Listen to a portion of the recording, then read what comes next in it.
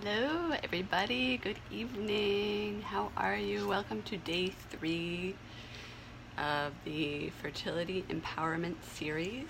My name is Angela Noel Martin. I am an intuitive wellness coach, a licensed acupuncturist, and an herbalist, and a passionate person about everything wellness. So I'm just going to wait another 30 seconds or so. If you are watching, please let me know that you're here by saying hello. Let me know where you're watching from.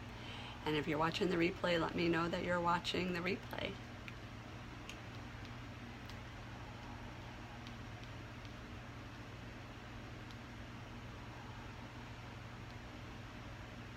How is everybody's Saturday? How's the weather where you're at? Today in New England, it was kind of nice in the morning, balmy, hot, and then I was getting ready to go work outside again, and boom, the sky opened up and it was a ton of torrential rain.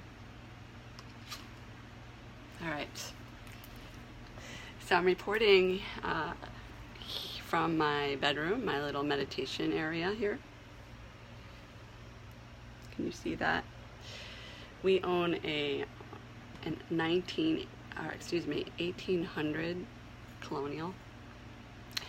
So we have 4 fireplaces.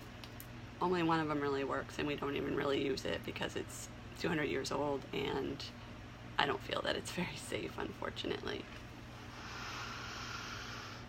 So tonight, I thought that I would speak briefly, really briefly, about diet and nutrition.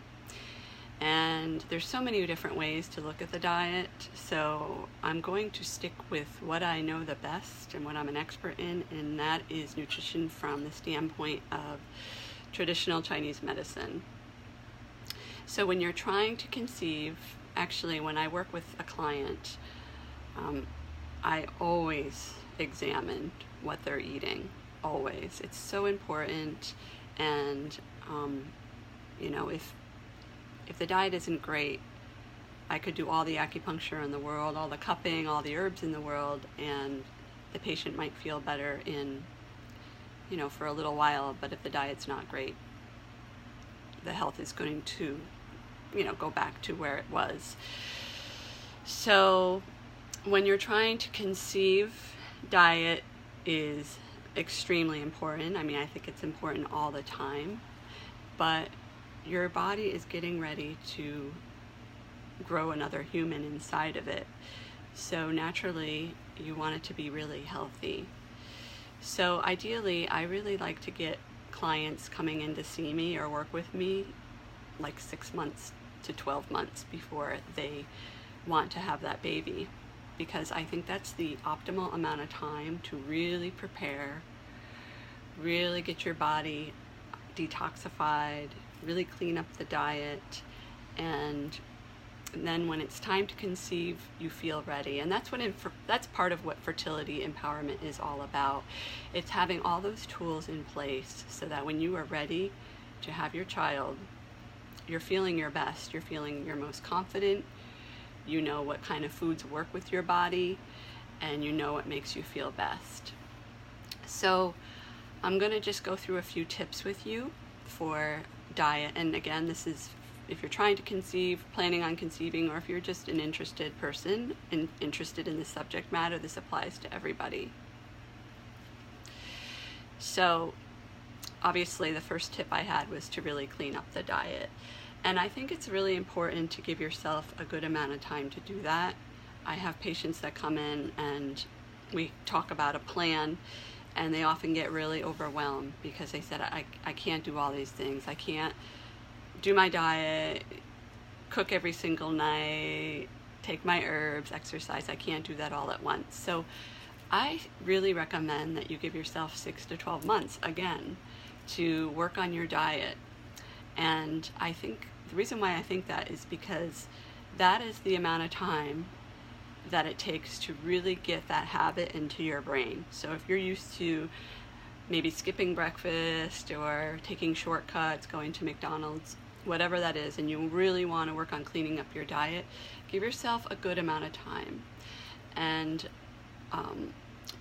Naval Ravikant, he founded Angel List. I listened to a podcast with him once, and he said that every single year at the beginning of the year he decides on one new habit that he wants to form for that exact reason, because he says it takes a really long time to practice that habit and for it to really get into your brain.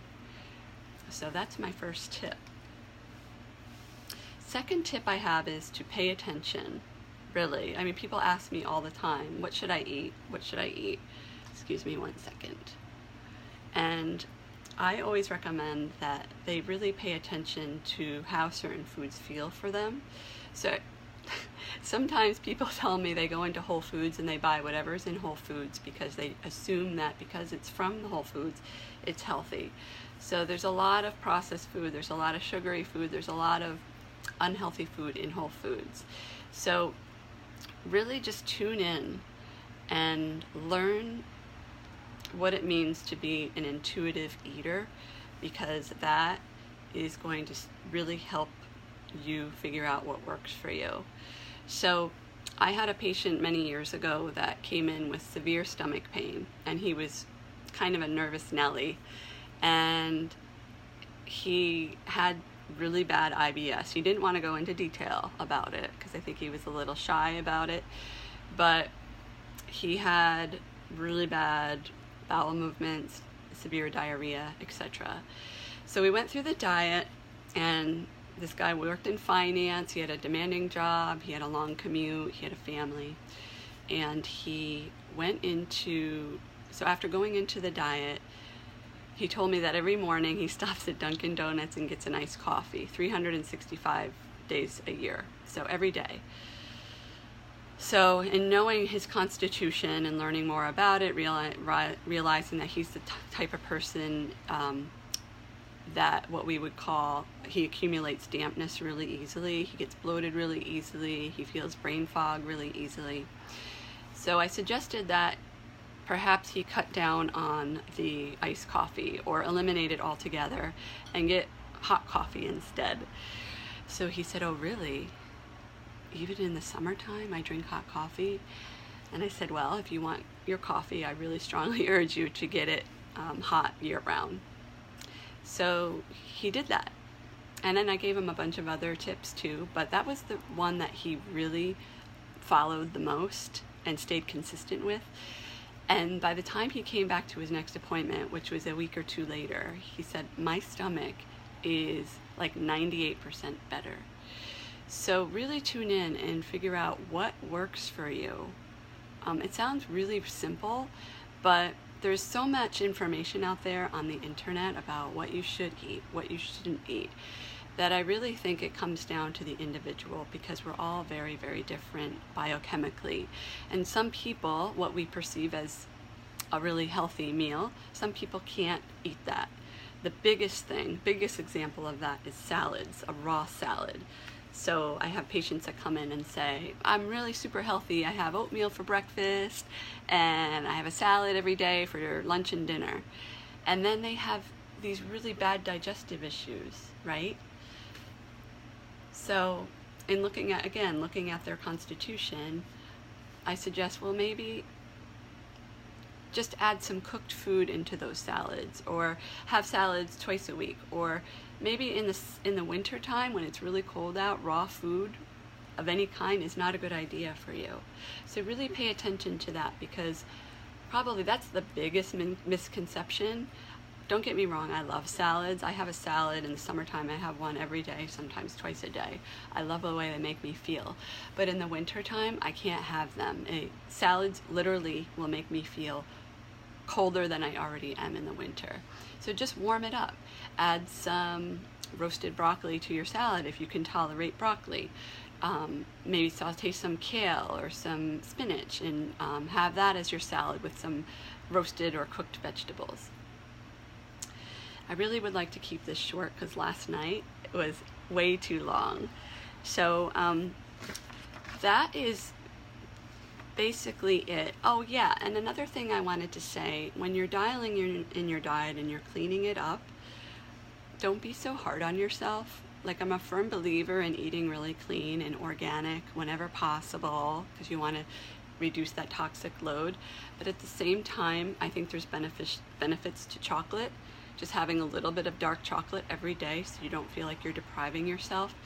And there are health benefits to having a little bit of dark chocolate every single day. So don't deprive yourself. I'm not a big fan of the 1 bottle of wine a day.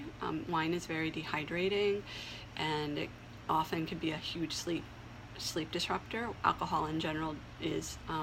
So again, moderation. All right, as long as you're feeling good, you're sleeping, you're getting that quality 8 to 9 hours of sleep a night.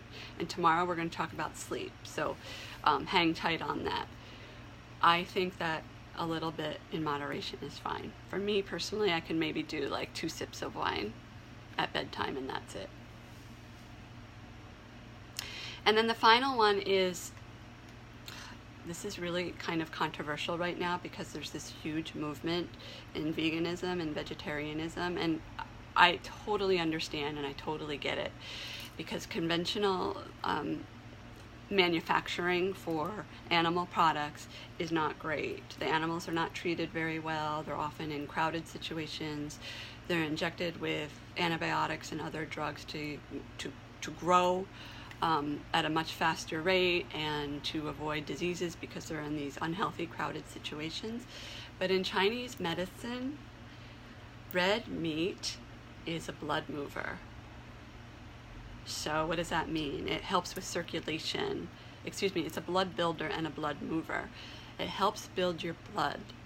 So when you are trying to conceive, having, it doesn't have to be a lot, just a little bit of red meat every single day, or maybe 3 to 5 times a week, is going to help your energy. It's going to help regulate your menstrual cycle. It's going to help build your uterine lining. So there's many, many benefits to eating red meat. And just a side note, in my clinic, I see a lot of different people with all kinds of diets. And some of my most challenging cases are my vegetarian and vegan patients. Now, again, this is not meant to be a lecture. I totally get vegetarianism, and I respect whatever reason that you are choosing to be a vegetarian and a vegan, or a vegan. And I often ask people why they do it. And most of the time it is philosophical or religious. But if you are open to having a little bit of grass-fed beef, a little bit of organic lamb, while you're in the process of preparing for your family, you're going to notice a huge shift. I have a friend who grew up vegan, religious reasons, and when she was in her early 20s, she was diagnosed with an autoimmune disease, and she had to start eating meat, and that has been her saving grace. So a lot of symptoms, without going into a lot of detail, hair loss, thyroid issues. I just see a lot of imbalances because of the lack of meat in the diet. So that's all I have for tonight. Tomorrow I'm going to talk about sleep, and if you want to hear about a certain subject, I am totally open to talking about that. The series will end on Wednesday, but I am planning more Facebook Lives in the future, so I would love to know what you want to know more about. And again, I'm going to be here until Wednesday at 8 p.m. And then on Wednesday night, I have a previous engagement, so I will probably be reporting early, like at 6 or 6:30. I'm still trying to figure that out. So stay tuned. Thank you so much for joining, and I hope you're having a lovely weekend. Take care. Bye.